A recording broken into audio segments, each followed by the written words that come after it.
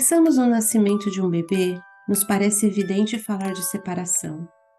O corpo do bebê que estava dentro da mãe, alimentando-se do mesmo sangue, se separa e começa a funcionar de maneira independente. Tem de colocar em andamento seus mecanismos de respiração, digestão, ajuste da temperatura e outros para viver no meio aéreo. O corpo físico do bebê começa a funcionar separadamente do corpo da mãe. Em nossa cultura, tão acostumada a ver apenas com os olhos, acreditamos que tudo o que há para compreender acerca do nascimento de um ser humano refere-se ao desprendimento físico. No entanto, se elevarmos nossos pensamentos, conseguiremos imaginar que nosso corpo recém-nascido não é apenas matéria, mas também um corpo sutil, emocional, espiritual. Embora a separação física aconteça efetivamente, persiste uma união que pertence a outra ordem. De fato, o bebê e sua mãe continuam fundidos no mundo emocional. Esse recém-nascido, saído das entranhas físicas e espirituais da mãe, ainda faz parte do entorno emocional no qual está submerso. Pelo fato de ainda não ter começado a desenvolver o intelecto, conserva suas capacidades intuitivas, telepáticas, sutis, que estão absolutamente conectadas com a alma da mãe. Portanto, esse bebê se constitui de um sistema de representação da alma materna. Dito de outro modo, o bebê vive como se fosse dele tudo aquilo que a mãe sente e recorda, aquilo que a preocupa ou que ela rejeita, porque nesse sentido, são dois seres em um. Assim, de agora em diante, em vez de falarmos de bebê, faremos referência a bebê-mãe. Quero dizer que o bebê é na medida em que está fundido com a sua mãe. E para falar de mãe, também será mais correto nos referirmos a mãe-bebê, porque a mãe é, na medida em que permanece fundida com seu bebê. No campo emocional, a mãe atravessa desse período desdobrada, pois sua alma se manifesta tanto em seu próprio corpo como no corpo do bebê. E o mais incrível é que o bebê sente como próprio tudo o que a sua mãe sente, sobretudo o que ela não consegue reconhecer, aquilo que não reside em sua consciência, o que relegou à sombra. Continuo nessa linha de pensamento. Quando um bebê adoece, chora desmedidamente ou se altera, precisamos, além de nos fazer perguntas no plano físico, atender ao corpo espiritual da mãe, para chamá-lo de alguma maneira, reconhecendo que a doença da criança revela uma parte da sombra materna. Quando o medo ou a ansiedade nos levam a anular o sintoma ou o comportamento indesejável da criança, perdemos de vista o significado dessa manifestação. Ou seja, perdemos de vista algumas pedras preciosas que emergiram do vulcão interno da mãe, trazendo mensagens exatas para ela mesma, cujo desconhecimento seria lamentável. Nossa tendência costuma ser rejeitar as partes de sombra que escoam pelos desvãos da alma. Por algum motivo se chama sombra. Não é fácil vê-la, nem reconhecê-la, tampouco aceitá-la, a menos que insista em se refletir nos espelhos cristalinos e puros que são os corpos dos filhos pequenos. Concretamente, se um bebê chora muito, se não é possível acalmá-lo nem amamentando nem ninando, enfim, depois de atender às suas necessidades básicas, a pergunta deveria ser: por que sua mãe chora tanto? Se um bebê tem uma erupção, a pergunta deveria ser: por que a mãe está tão vulnerável? Se ele não se conecta, parece deprimido, pergunte-se: quais são os pensamentos que inundam a mente da mãe? Se rejeita o seio, quais são os motivos que levam a mãe a rejeitar o bebê, entre outras questões? As respostas residem no interior de cada mãe, mesmo que não sejam evidentes. É nesse sentido que devemos dirigir nossa busca.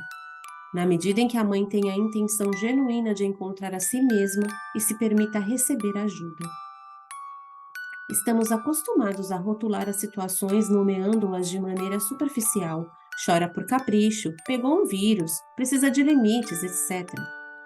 Claro que as bactérias e os vírus são necessários para ocorrer a doença, permitindo que a sombra se materialize em lugar propício para ser vista e reconhecida. Nesse sentido, cada bebê é uma oportunidade para sua mãe ou figura materna retificar o caminho do conhecimento pessoal. Muitas mulheres iniciam com a experiência da maternidade um caminho de superação, apoiadas por perguntas fundamentais.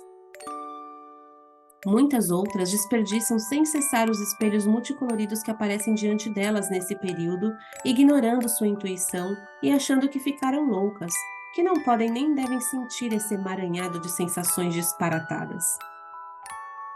O bebê é sempre um mestre. Graças a seu corpo pequeno que lhe permite maior expansão no campo sensível. Por isso, consegue manifestar todas as nossas emoções, sobretudo as que ocultamos de nós mesmas. Aquelas que não são apresentáveis socialmente, as que desejaríamos esquecer, as que pertencem ao passado. Esse período de fusão emocional entre o bebê e a mãe se estende quase sem alterações pelos primeiros 9 meses, quando o bebê consegue se deslocar de maneira autônoma. Só por volta do 9º mês, o bebê humano consegue atingir um estágio de desenvolvimento que os demais mamíferos alcançam poucos dias depois de nascer.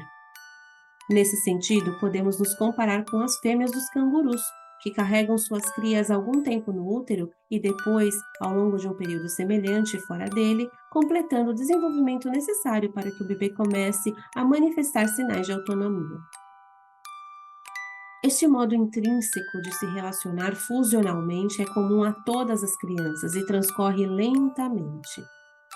De fato, o recém-nascido, que só está fundido com a emoção da mãe ou da figura materna, necessita, à medida que vai crescendo e para entrar em relação com os demais, ir criando laços de fusão com cada pessoa ou objeto que ingressa em seu campo de intercâmbio.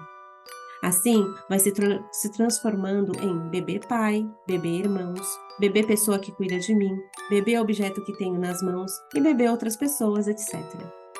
O bebê é, na medida em que se funde com aquilo que o cerca, com os seres que se comunicam com ele e com os objetos que existem ao seu redor, os quais, quando ele os toca, se transformam em parte do seu próprio ser.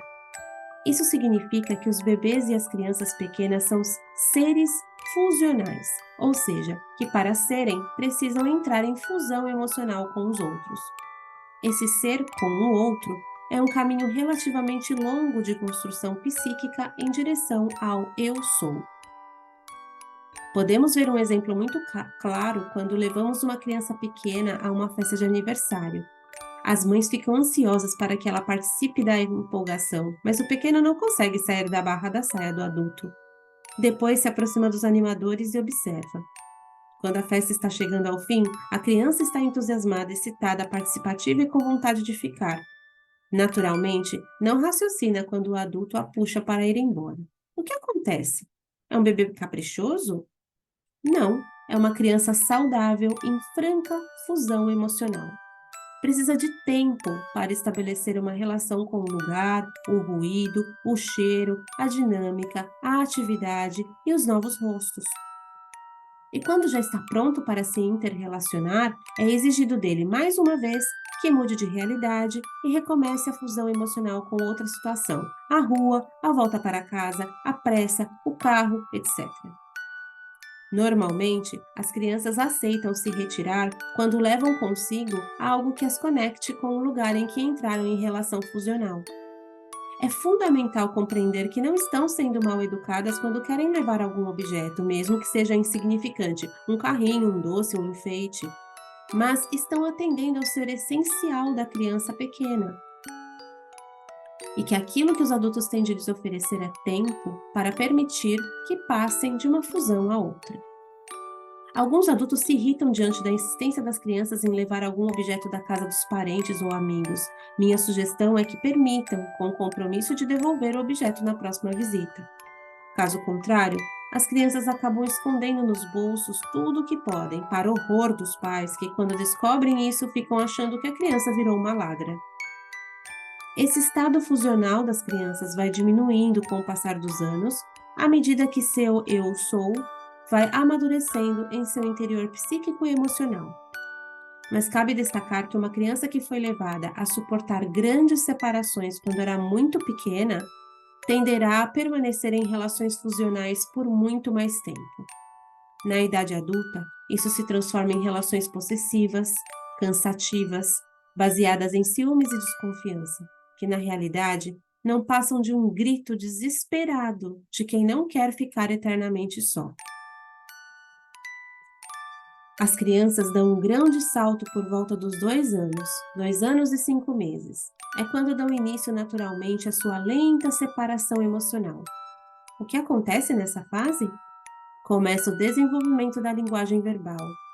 No princípio, chamam a si mesmas por seu nome na terceira pessoa do singular. Matias quer água. Dentro da vivência da fusão emocional, o menino está dizendo que Matias e mamãe querem água porque são 2 em 1. Finalmente, um belo dia acordam dizendo: eu quero água. Esse é o ponto de partida no caminho da separação emocional que leva à constituição do eu sou, que será concluído na adolescência.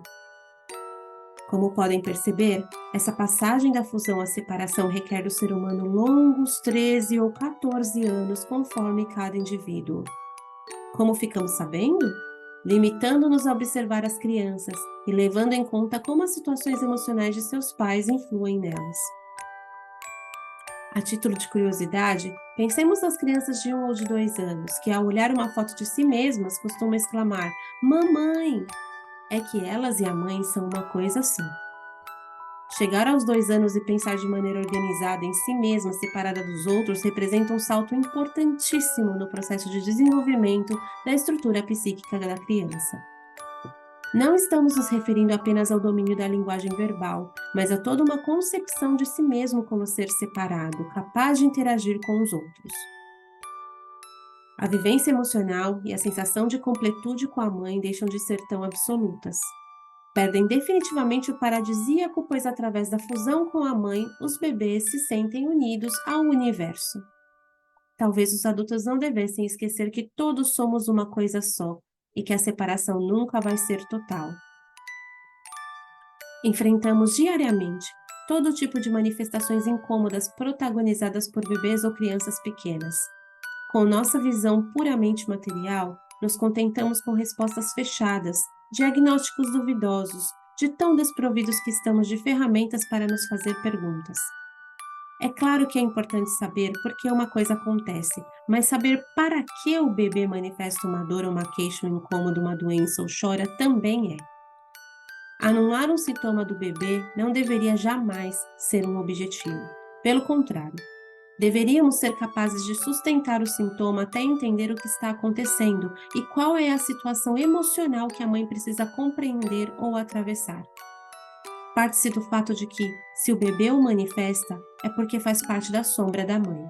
Quer dizer, é independente dos problemas concretos que a mãe atravessa, sejam econômicos, afetivos, emocionais, familiares ou psíquicos.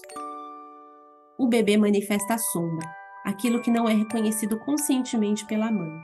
Não importa o nível de conflitos que a mãe experimente durante a criação do filho.